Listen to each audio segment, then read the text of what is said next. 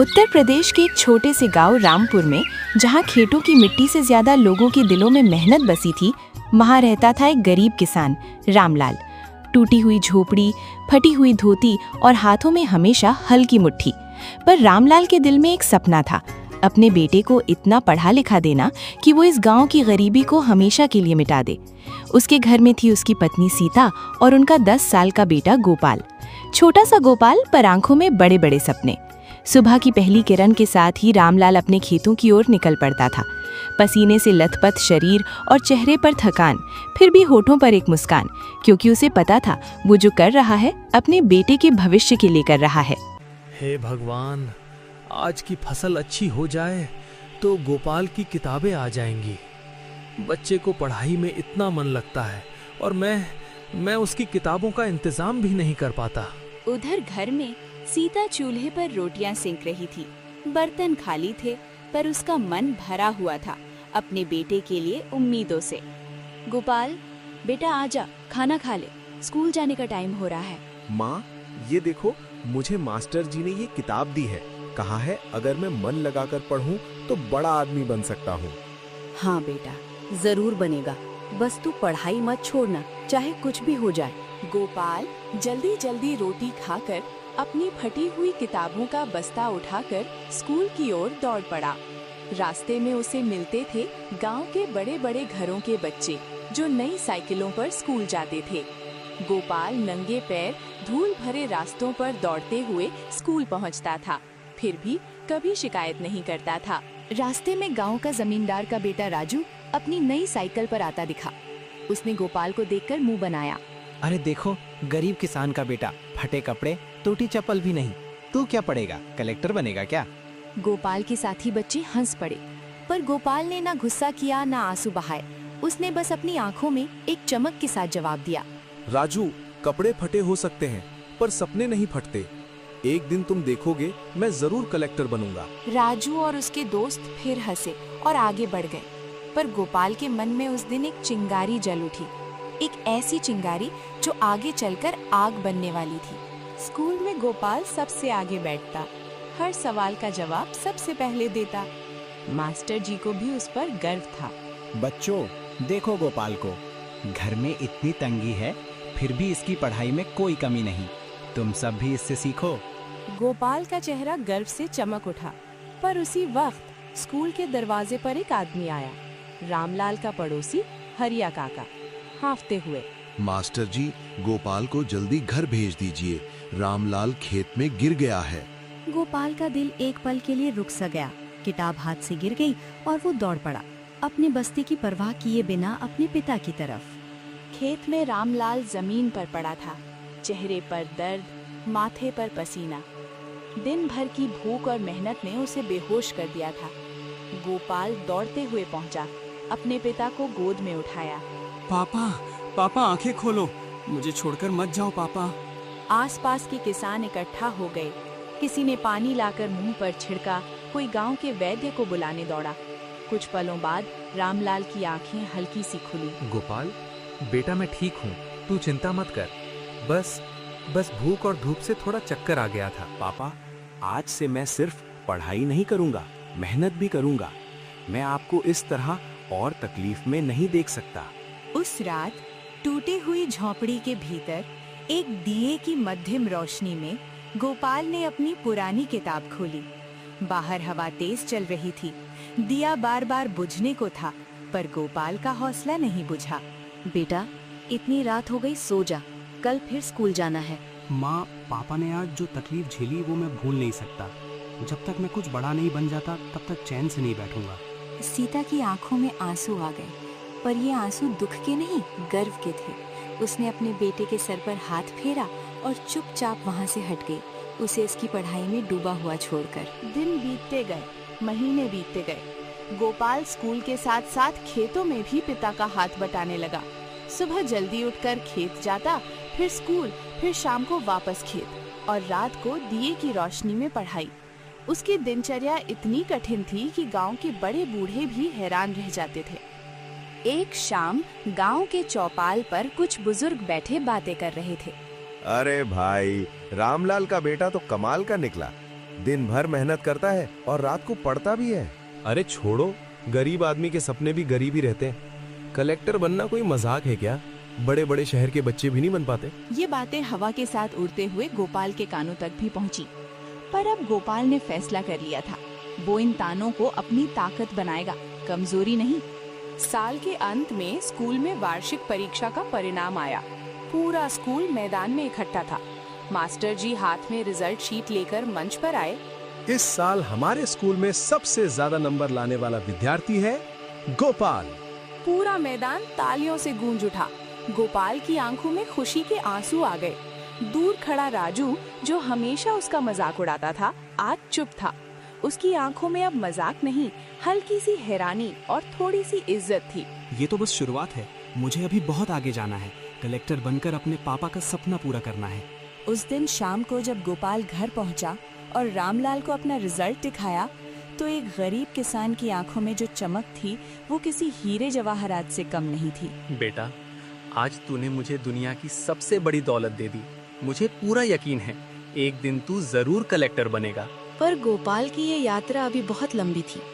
आगे थी मुश्किलें, गरीबी की मार और भी बड़े इम्तिहान। क्या गोपाल अपने पापा का सपना पूरा कर पाएगा? क्या वो सच में एक दिन कलेक्टर बनेगा? ये जानने के लिए बने रहिए हमारे साथ अगले भाग में। समय अपनी रफ्तार से बीतता गया। गोपाल अब 12 साल का हो चुका था। स्कूल में सबसे होशियार, गांव में सबसे मेहनती। पर गरीबी अभी भी उसके परिवार का पीछा नहीं छोड़ रही थी। रामलाल की सेहत पहले जैसी नहीं रही थी। खेत में गिरने वाली घटना के बाद उसकी कमर में दर्द अक्सर उठता रहता था। फिर भी वो हर सुबह खेत जाना नहीं छोड़ता था।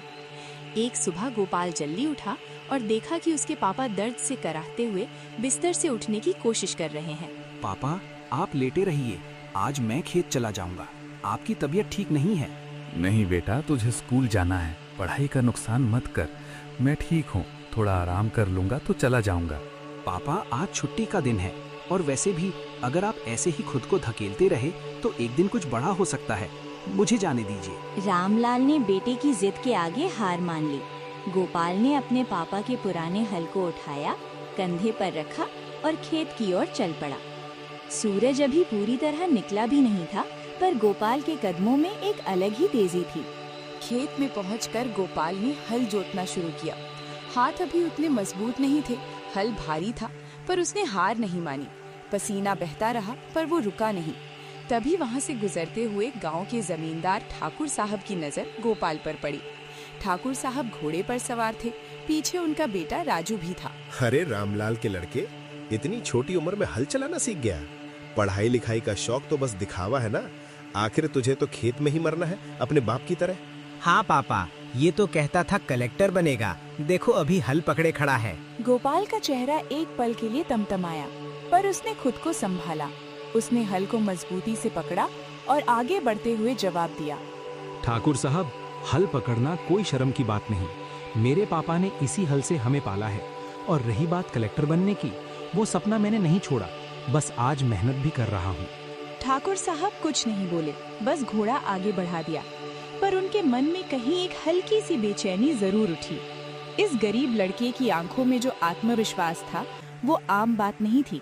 दोपहर होते होते गोपाल थक चुका था, हाथों में छाले पड़ गए थे, पर उसने काम जारी रखा। तभी दूर से सीता उसके लिए खाना लेकर आई। बेटा, ये हाथ देख कैसे छाले पड़ गए। तू पढ़ाई कर, ये काम हम संभाल लेंगे। माँ, छाले तो मिट जाएंगे, पर अगर मैंने आज मेहनत नहीं की तो पापा की तकलीफ नहीं मिटेगी। और वैसे किताब निकालते हुए देखो, मैं खाना खाते हुए भी पढ़ सकता हूँ। सीता की आंखों में फिर से वही गर्व भरे आंसू आ गए। उसने बेटे के सिर पर हाथ फेरा और चुपचाप वापस घर की ओर चल दी, दिल में एक अजीब सी उम्मीद लिए। रात को दिए की रोशनी में गोपाल पढ़ाई करता रहा। रामलाल, जो अब कुछ बेहतर महसूस कर रहा था, चुपचाप बेटे को देखता रहा। सीता, देख इसे, दिन भर खेत में मेहनत की फिर भी थका नहीं। ये लड़का हमारे नसीब से बड़ा निकलेगा। भगवान करे तुम्हारी बात सच हो, पर एक डर है मन में। पढ़ाई तो ठीक है, पर आगे की पढ़ाई के लिए तो शहर जाना पड़ेगा। इतना पैसा कहाँ से आएगा? रामलाल की आंखों में चिंता की एक परछाई गुजरी, पर उसने खुद को संभाला। चाहे कुछ भी हो जाए, मैं अपने बेटे की पढ़ाई नहीं रुकने दूंगा। जमीन बेचनी पड़े तो बेच दूंगा, पर गोपाल को पढ़ाऊंगा जरूर। ये बातें गोपाल के कानों तक भी पहुंची। उसने किताब बंद की और अपने मन में एक नई कसम खाई। वो अपने पापा को कभी जमीन बेचने नहीं देगा। वो खुद अपने बलबूते पर आगे बढ़ेगा। कुछ महीनों बाद स्कूल में एक बड़ी घोषणा हुई। जिले से एक विशेष परीक्षा होने वाली थी, जिसमें अच्छे नंबर लाने वाले बच्चों को शहर के बड़े स्कूल में मुफ्त छात्रवृत्ति यानी स्कॉलरशिप के साथ दाखिला मिलेगा। बच्चों, ये तुम्हारी जिंदगी बदलने का मौका है। जो भी इस परीक्षा में टॉप करेगा उसे शहर के सबसे अच्छे स्कूल में मुफ्त पढ़ाई का मौका मिलेगा। मेहनत करो, ये सुनहरा अवसर है। गोपाल की आंखों में एक नई चमक आ गई। यही तो वो मौका था जिसका उसे इंतजार था। उसने उसी दिन से दिन रात एक करके पढ़ाई में जुट जाने का फैसला किया। बस यही मौका है। अगर मैं ये परीक्षा पास कर गया तो पापा को अब जमीन बेचने की जरूरत नहीं पड़ेगी। मुझे हर हाल में टॉप करना है। अगले कुछ हफ्ते गोपाल के लिए किसी तपस्या से कम नहीं थे। सुबह जल्दी उठकर खेत में काम, फिर स्कूल, फिर वापस खेत और रात को देर तक पढ़ाई। कई बार वो इतना थक जाता कि किताब पर सिर रखकर वहीं सो जाता। एक रात दिए का तेल खत्म हो गया, अंधेरा छा गया। गोपाल परेशान हो उठा। अब क्या करूं? अभी तो बहुत पढ़ाई बाकी है, दिया कैसे जलेगा? तभी उसे याद आया, गांव के बाहर एक पुराना मंदिर था जहां रात भर एक दिया जलता रहता था। बिना एक पल गंवाए गोपाल अंधेरी रात में अकेला उस मंदिर की ओर दौड़ पड़ा। मंदिर पहुंचकर गोपाल ने अपनी किताबें फैला दी और दिए की मध्यम रोशनी में पढ़ाई शुरू कर दी। ठंडी हवा चल रही थी, सन्नाटा था, पर गोपाल का ध्यान सिर्फ अपनी किताबों पर था। तभी वहां मंदिर के पुजारी जी आए, जो रात की पूजा के लिए वहां आया करते थे। उन्होंने गोपाल को इतनी रात को अकेले पढ़ते देखा तो हैरान रह गए। बेटा, इतनी रात को यहाँ अकेले, डर नहीं लगता?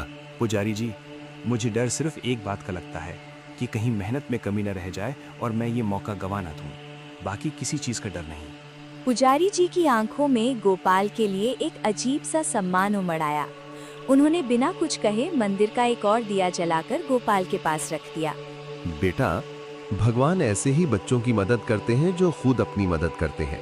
पढ़ो, मैं यहीं बैठा हूँ। उस रात के बाद गोपाल का ये मंदिर एक नया ठिकाना बन गया, जहाँ वो रोज रात को पढ़ने जाता और पुजारी जी चुपचाप उसका साथ देते। आखिरकार वो दिन आ गया जिसका गोपाल को बेसब्री से इंतजार था।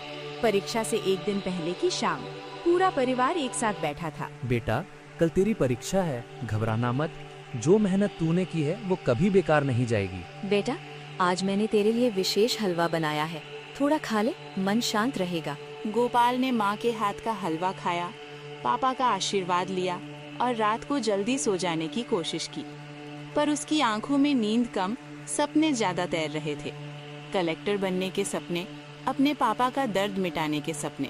अगली सुबह गोपाल जल्दी उठा, नहा धोकर तैयार हुआ और अपने पापा का आशीर्वाद लेकर जिले के परीक्षा केंद्र की ओर पैदल चल पड़ा। रास्ता लगभग 10 किलोमीटर लंबा था, पर उसके पास कोई साधन नहीं था। रास्ते में उसे राजू अपने पापा की गाड़ी में जाता दिखा। गाड़ी रुकी, राजू ने खिड़की से सिर बाहर निकाला। अरे गोपाल, पैदल जा रहे हो? हमारे साथ बैठ जाओ, कम से कम थके तो नहीं परीक्षा देने। गोपाल के पैर दर्द से जकड़े हुए थे, पर उसने अपने अंदर के स्वाभिमान को नहीं झुकने दिया। धन्यवाद राजू, पर मैं अपने पैरों पर चलकर जाना पसंद करूंगा। जो मंजिल मेहनत से मिलती है उसका मजा ही कुछ और होता है। राजू हैरान होकर उसे देखता रह गया। फिर गाड़ी आगे बढ़ गई। गोपाल ने अपनी चाल तेज कर दी और आखिरकार थका हुआ पर दृढ़ निश्चय के साथ परीक्षा केंद्र पहुंच गया। परीक्षा हॉल में सैकड़ों बच्चे बैठे थे।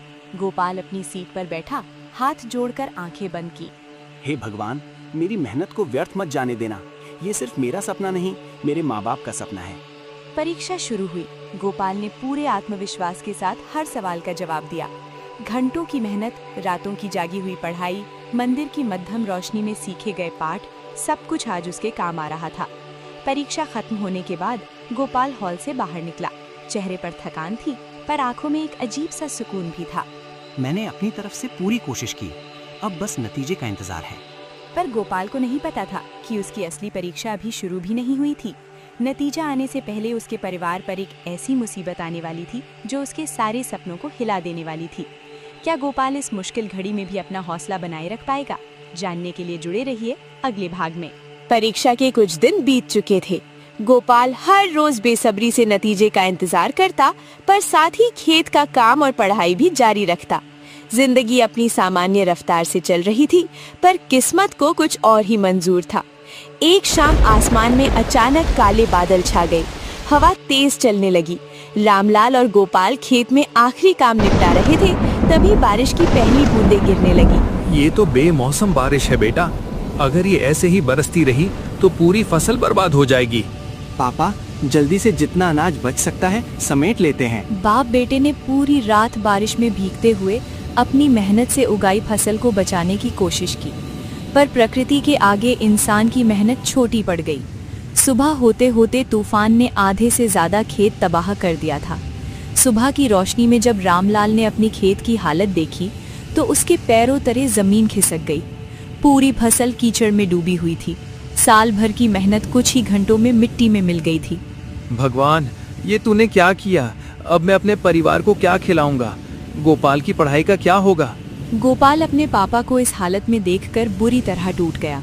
उसने अपने पापा को कंधे से पकड़कर उठाया। पापा उठिए, हिम्मत मत हारिए, हम फिर से मेहनत करेंगे, फिर से खड़े होंगे। बेटा, इस बार बात सिर्फ फसल की नहीं है।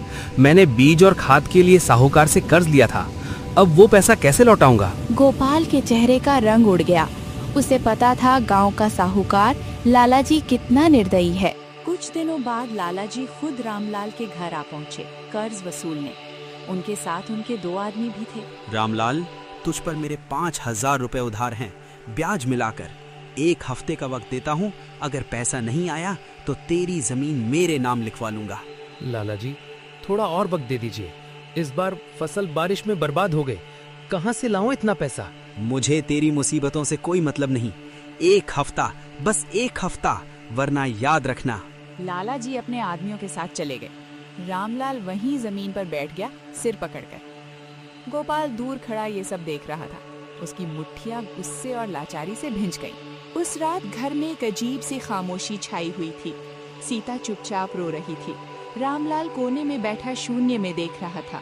गोपाल दोनों के पास आकर बैठ गया। पापा, मेरी पढ़ाई की चिंता मत कीजिए। मैं स्कूल जाना छोड़ दूंगा और आपके साथ मजदूरी करूंगा। हम मिलकर कर्ज चुका देंगे। नहीं, कभी नहीं। चाहे कुछ भी हो जाए, मैं तेरी पढ़ाई नहीं रुकने दूंगा। ये मेरा और तेरी माँ का सपना है। बेटा, तू बस अपनी पढ़ाई पर ध्यान दे। हम कुछ ना कुछ रास्ता निकाल देंगे। गोपाल का दिल भर आया। उसने ठान लिया कि वो चुपचाप बैठकर तमाशा नहीं देखेगा। अगली सुबह से पहले उसने एक फैसला ले लिया था। गोपाल स्कूल जाने की बजाय गांव के दूसरे किसानों के घर गया। उसने देखा कि सिर्फ उसके पापा की ही नहीं, बल्कि गांव के कई और गरीब किसानों की फसल भी उसी तूफान में बर्बाद हुई थी, और वो सब भी लालाजी के कर्ज में दबे हुए थे। काका, क्या सिर्फ हमारी ही फसल बर्बाद हुई या गांव के और लोगों की भी? बेटा, ये तूफान किसी एक का दुश्मन नहीं था। आधे गांव के खेत तबाह हो गए और लालाजी सबसे एक जैसी बात कह रहे हैं, या तो पैसा या जमीन। गोपाल के दिमाग में एक विचार कौन था। अगर अकेले अकेले हर किसान लालाजी के सामने कमजोर हैं, तो शायद सब मिलकर कुछ कर सकते हैं। गोपाल ने हिम्मत जुटाकर गांव के सरपंच जी से मुलाकात की। सरपंच जी, क्या सरकार की तरफ से किसानों के लिए कोई मदद नहीं आती जब फसल बारिश या तूफान से बर्बाद होती है? आती तो है बेटा, फसल बीमा योजना और राहत कोष जैसी चीजें, पर हमारे गांव के लोगों को इसकी जानकारी ही नहीं और आवेदन करने के लिए जिला मुख्यालय जाना पड़ता है। कागजी काम होता है। सरपंच जी, अगर आप इजाजत दें तो मैं मास्टर जी की मदद से पता करता हूँ कि इसके लिए क्या करना पड़ता है। शायद इससे पापा जैसे कई किसानों की मदद हो जाए। सरपंच जी गोपाल की सूझबूझ देखकर हैरान रह गए। एक 12 साल का लड़का इतनी समझदारी से बात कर रहा था।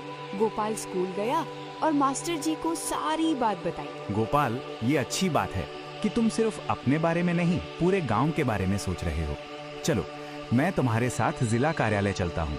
वहाँ पता करते हैं फसल राहत योजना के बारे में। अगले दिन मास्टर जी और गोपाल जिला मुख्यालय पहुँचे।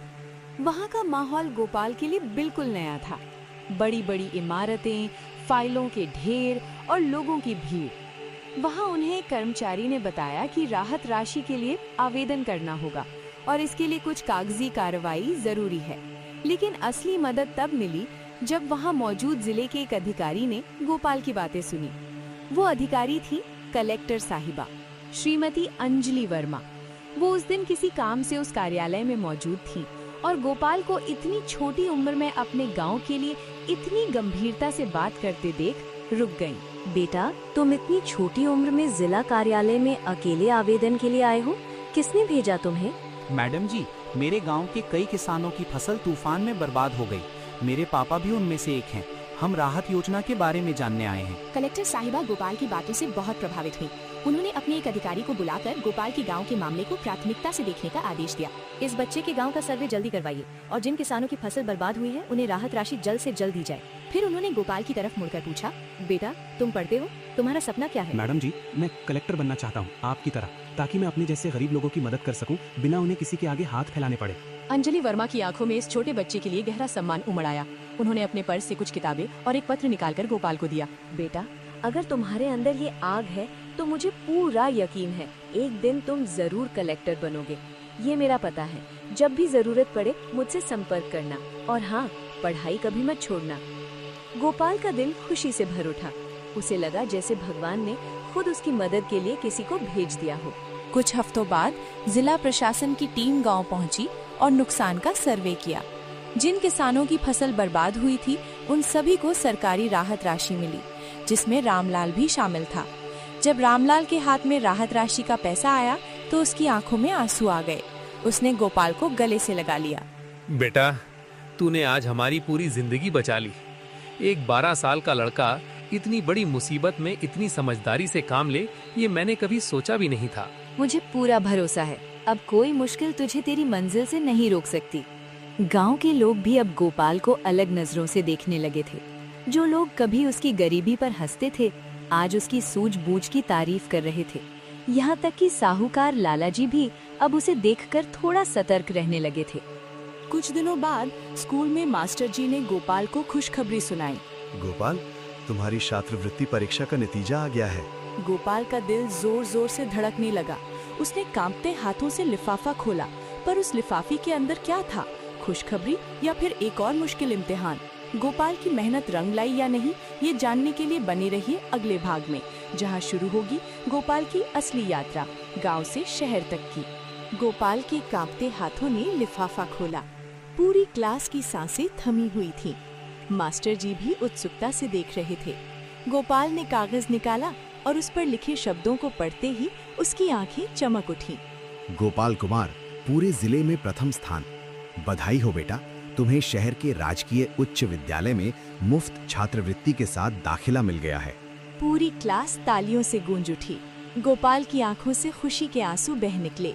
उसने आसमान की ओर देखा, जैसे अपने भगवान का शुक्रिया अदा कर रहा हो। मास्टर जी, ये मेरी नहीं, मेरे माँ बाप की जीत है। उन्होंने जो त्याग किया, आज उसका फल मिला है। जब गोपाल दौड़ते हुए घर पहुंचा और अपने माता पिता को ये खबर सुनाई, तो घर में जैसे खुशियों की बरसात हो गई। बेटा, मुझे पता था तू जरूर कुछ बड़ा करेगा। आज मेरा सीना गर्व से चौड़ा हो गया। मेरे बेटे ने कमाल कर दिया। अब तू शहर जाकर पढ़ेगा, बड़ा आदमी बनेगा। पर उसी खुशी के बीच रामलाल के चेहरे पर एक हल्की सी चिंता की लकीर उभर आई। सीता ने उसे भांप लिया। क्या हुआ, खुश नहीं हो? खुश हूँ सीता, बहुत खुश हूँ। पर शहर में रहना, खाना, किताबें, कपड़े, छात्रवृत्ति सिर्फ स्कूल की फीस माफ करेगी। बाकी खर्चे कहाँ से आएंगे? हमारे पास तो अभी भी लाला जी का आधा कर्ज बाकी है। कमरे में खामोशी छा गई। गोपाल ने अपने पापा का हाथ पकड़ा। पापा, आप चिंता मत कीजिए। मैं शहर में पढ़ाई के साथ साथ कोई छोटा मोटा काम भी कर लूंगा, पर पढ़ाई नहीं छोड़ूंगा, चाहे कुछ भी हो जाए। रामलाल ने बेटे की आंखों में वो दृढ़ निश्चय देखा जो उसे यकीन दिला गया कि उसका बेटा हर मुश्किल का सामना कर लेगा। जाने से एक दिन पहले पूरा गांव गोपाल को विदाई देने इकट्ठा हुआ। जो लोग कभी उसकी गरीबी पर हंसते थे, आज उसकी सफलता पर गर्व महसूस कर रहे थे। बेटा, हमारे गांव का नाम रोशन करना, हम सब तेरे साथ हैं। तभी भीड़ में से राजू आगे आया। उसकी आंखों में अब कोई मजाक नहीं, बल्कि सच्ची इज्जत थी। गोपाल, मुझे माफ कर दो। मैंने तुम्हारा बहुत मजाक उड़ाया, पर आज मुझे एहसास हुआ, असली अमीरी पैसों से नहीं, मेहनत और हौसले से होती है। कोई बात नहीं राजू, तुम्हारी बातों ने ही तो मुझे और मेहनत करने की ताकत दी। शुक्रिया। पुजारी जी भी वहाँ मौजूद थे। उन्होंने गोपाल को आशीर्वाद दिया और एक छोटी सी पोटली उसके हाथ में रखी। बेटा, इसमें मंदिर का थोड़ा प्रसाद है और कुछ पैसे भी जो गांव वालों ने मिलकर इकट्ठा किए हैं। रख लो, शहर में काम आएंगे। गोपाल की आंखों में आंसू आ गए। उसने पुजारी जी और सारे गांव वालों का हाथ जोड़कर धन्यवाद किया। अगली सुबह रामलाल और सीता अपने बेटे को बस स्टैंड तक छोड़ने आए। माँ का दिल भारी था, पर आंखों में बेटे के भविष्य की उम्मीद भी थी। बेटा, अपना ख्याल रखना, ठीक से खाना खाना और हमें भूल मत जाना। माँ, मैं चाहे कहीं भी चला जाऊं, मेरी जड़ें यहीं हैं। जो कुछ भी बनूंगा आप दोनों की वजह से बनूंगा। बेटा, शहर में बहुत फर्क होगा। लोग, माहौल, हर चीज अलग होगी। कभी हार मत मानना और कभी अपनी जड़ों को मत भूलना। बस आए। गोपाल ने अपने माता पिता के पैर छुए, अपना छोटा सा बैग उठाया और बस में चढ़ गया। बस जैसे जैसे आगे बढ़ती गई, गोपाल खिड़की से अपने गांव को, अपने माता पिता को दूर होते देखता रहा। आंखों में आंसू, पर दिल में एक नया संकल्प। शहर पहुंचकर गोपाल हैरान रह गया। ऊंची ऊंची इमारतें, चौड़ी सड़कें, तेज रफ्तार गाड़ियां, सब कुछ उसके गांव से बिल्कुल अलग था। स्कूल पहुंचकर भी उसे अजीब सा महसूस हुआ। बाकी बच्चे अच्छे कपड़ों में, नई किताबों के साथ, जबकि गोपाल के पास बस एक पुराना बैग और कुछ किताबें थीं। क्लास में गोपाल सबसे पीछे बैठा। कुछ बच्चों ने उसके पुराने कपड़ों को देखकर आपस में फुसफुसाना शुरू कर दिया। देख यार, ये गांव से आया क्या? कपड़े देख इसके। गोपाल ने ये सुना पर नजरअंदाज कर दिया। उसे पता था यहाँ भी उसे अपनी मेहनत से ही अपनी जगह बनानी होगी। क्लास टीचर सुनीता मैडम ने जब क्लास में सवाल पूछे तो पूरी क्लास में सन्नाटा छा गया। सिर्फ गोपाल ने हाथ उठाया। हाँ, बताओ, तुम्हारा नाम क्या है? मैडम जी, मेरा नाम गोपाल है। गांव रामपुर से आया हूँ। गोपाल ने सवाल का बिल्कुल सही जवाब दिया, इतनी स्पष्टता से कि पूरी क्लास हैरान रह गई। सुनीता मैडम के चेहरे पर मुस्कान आ गई। बहुत बढ़िया गोपाल, बिल्कुल सही जवाब। देखा बच्चों, गांव शहर से किसी की काबिलियत तय नहीं होती, मेहनत से होती है। उस दिन के बाद धीरे धीरे गोपाल की काबिलियत ने सबका दिल जीतना शुरू कर दिया। कुछ बच्चे उसका मजाक उड़ाना छोड़कर उससे दोस्ती करने लगे। पढ़ाई के साथ साथ अपना खर्चा चलाने के लिए गोपाल ने स्कूल के बाद एक छोटी सी किताबों की दुकान पर काम करना शुरू कर दिया। दुकान के मालिक शर्मा जी गोपाल की मेहनत और ईमानदारी से बहुत प्रभावित थे। बेटा, यहाँ किताबें सही जगह पर रखनी है और ग्राहकों से अच्छे से बात करनी है। शाम को स्कूल के बाद आ जाना। जी शर्मा जी, मैं पूरी मेहनत से काम करूंगा। धन्यवाद कि आपने मुझे मौका दिया। गोपाल हर रोज स्कूल के बाद दुकान पर काम करता और खाली समय में दुकान की ही किताबें पढ़कर अपनी पढ़ाई भी जारी रखता। शर्मा जी उसकी लगन देखकर अक्सर उसे पुरानी किताबें मुफ्त में दे देते। कुछ महीने बीत गए। एक दिन गोपाल को गांव से एक चिट्ठी मिली। उसने बेसब्री से चिट्ठी खोली। ये पापा के हाथ की लिखी हुई चिट्ठी थी, जिसे पड़ोसी हरिया काका के बेटे ने लिखने में मदद की थी। प्रिय गोपाल, तुम्हारे बिना घर सूना सूना लगता है। तुम्हारी माँ रोज तुम्हारे बारे में पूछती है। यहाँ सब ठीक है, फसल अच्छी हुई है इस बार। तुम अपनी पढ़ाई पर ध्यान दो, हमारी चिंता मत करो। हमें तुम पर गर्व है। तुम्हारा पापा रामलाल। चिट्ठी पढ़ते पढ़ते गोपाल की आंखों से आंसू बह निकले। उसने चिट्ठी को सीने से लगाया और मन ही मन एक नई ताकत महसूस की। पापा, माँ, मैं आपको निराश नहीं करूंगा। मैं जरूर कलेक्टर बनूंगा और आपकी सारी तकलीफें दूर कर दूंगा। समय बीतता गया। गोपाल ने शहर के स्कूल में भी अपनी मेहनत से हर परीक्षा में टॉप किया। 10वीं की बोर्ड परीक्षा में जब नतीजे आए तो पूरे स्कूल में उसका नाम गूंज उठा। इस साल हमारे स्कूल का, बल्कि पूरे जिले का सबसे ज्यादा नंबर लाने वाला छात्र है गोपाल कुमार। पूरा स्कूल तालियों से गूंज उठा। गोपाल की आंखों में फिर से वही खुशी के आंसू थे। उसने तुरंत अपने माता पिता को ये खुशखबरी बताने के लिए गांव फोन किया। पापा, मैंने 10वीं में पूरे जिले में टॉप किया है। बेटा, मुझे तुझ पर गर्व है। तेरी माँ अभी रो रही है खुशी से। तू बस ऐसे ही आगे बढ़ता रहे। गोपाल की सफलता की खबर धीरे धीरे उसके गांव में भी फैल गई। पूरा रामपुर गांव अपने इस बेटे पर गर्व महसूस करने लगा, जो कभी नंगे पैर स्कूल जाता था। 10वीं के बाद गोपाल ने 12वीं भी शानदार नंबरों से पास की। अब उसके सामने था असली सपना, सिविल सेवा परीक्षा, यूपीएससी की तैयारी, जो उसे कलेक्टर बनाने का रास्ता खोलेगी। पर पर ये रास्ता आसान नहीं था। इस परीक्षा के लिए बड़े शहर जाकर कोचिंग करनी पड़ती, जिसकी फीस लाखों में होती थी और गोपाल के पास फूटी कौड़ी भी नहीं थी। एक शाम गोपाल उदास मन से दुकान पर बैठा किताबें व्यवस्थित कर रहा था। शर्मा जी ने उसकी उदासी भांप ली। क्या बात है बेटा, आज बहुत उदास लग रहे हो? शर्मा जी, 12वीं के बाद मुझे सिविल सेवा परीक्षा की तैयारी करनी है, कलेक्टर बनने के लिए। पर इसके लिए बड़े शहर में कोचिंग चाहिए, जिसकी फीस मेरी पहुंच से बाहर है। मुझे नहीं पता ये सपना पूरा भी होगा या नहीं। शर्मा जी कुछ पल चुप रहे, फिर मुस्कुराए। बेटा, याद है वो कलेक्टर मैडम जिन्होंने तुम्हारे गांव की मदद की थी? तुमने बताया था ना उनके बारे में। कभी उनसे संपर्क करने की कोशिश की? गोपाल की आंखों में अचानक एक उम्मीद की किरण जाग उठी। उसे याद आया, अंजलि वर्मा मैडम ने उसे अपना पता दिया था और कहा था जरूरत पड़े तो संपर्क करना। शर्मा जी, आपने मुझे याद दिला दिया। मेरे पास उनका पता अभी भी सुरक्षित रखा हुआ है। उस रात गोपाल ने पुरानी अलमारी से वो पत्र निकाला जो अंजलि वर्मा मैडम ने उसे बरसों पहले दिया था। हाथ कांप रहे थे, दिल में एक नई उम्मीद जाग रही थी। क्या ये पत्र गोपाल की जिंदगी की दिशा बदल देगा? क्या अंजलि मैडम उसे उसकी मंजिल तक पहुंचने में मदद करेंगी? जानने के लिए बने रहिए कहानी के आखिरी भाग में, जहां पूरा होगा एक गरीब किसान के बेटे का कलेक्टर बनने का सपना। रात के सन्नाटे में गोपाल ने कांपते हाथों से वो पुराना पत्र खोला जो अंजलि वर्मा मैडम ने उसे बरसों पहले दिया था। पत्र में उनका पता और एक फोन नंबर लिखा था। अगली सुबह होते ही गोपाल शर्मा जी की दुकान से उस नंबर पर फोन मिलाने पहुंचा। घंटी बजी, एक बार, 2 बार और फिर दूसरी तरफ से आवाज आई। हेलो, कौन बोल रहा है? मैडम जी, मेरा नाम गोपाल है। कुछ साल पहले मैं रामपुर गांव से आपसे जिला कार्यालय में मिला था फसल राहत के लिए। शायद आपको याद हो। कुछ पल की खामोशी छाई रही, फिर अचानक दूसरी तरफ से आवाज में एक गर्मजोशी उभर आई। अरे, वो होनहार लड़का जो कलेक्टर बनना चाहता था। बताओ बेटा, आज कैसे याद किया? मैडम जी, मैंने 12वीं पूरे जिले में टॉप की है। अब मुझे सिविल सेवा परीक्षा की तैयारी करनी है, पर कोचिंग की फीस मेरी पहुंच से बाहर है। मुझे नहीं पता था किससे मदद मांगूं, तो आपकी याद आई। अंजलि मैडम की आवाज में गर्व और स्नेह दोनों झलक रहे थे। बेटा, ऐसे होनहार बच्चों के लिए ही सरकार की तरफ से मेधावी छात्र छात्रवृत्ति योजना चलती है, जो पूरी तरह मुफ्त कोचिंग और रहने खाने की सुविधा देती है। मैं खुद तुम्हारा आवेदन आगे बढ़वाती हूँ। तुम बस अपने कागजात लेकर राजधानी आ जाओ। गोपाल का दिल खुशी से भर उठा। उसने फोन रखा और सीधा दौड़ता हुआ शर्मा जी की दुकान पहुंचा। उन्हें गले लगाकर ये खुशखबरी सुनाई। पापा, मुझे राजधानी में मुफ्त कोचिंग मिल रही है सिविल सेवा परीक्षा की तैयारी के लिए। बेटा, भगवान ने आखिरकार तेरी मेहनत का इनाम देना शुरू कर दिया। जा बेटा, जीत के आ। हम दोनों तेरे साथ हैं हर पल। कुछ हफ्तों बाद गोपाल राजधानी पहुंचा। वहां का माहौल शहर से भी कहीं ज्यादा बड़ा और चुनौतीपूर्ण था।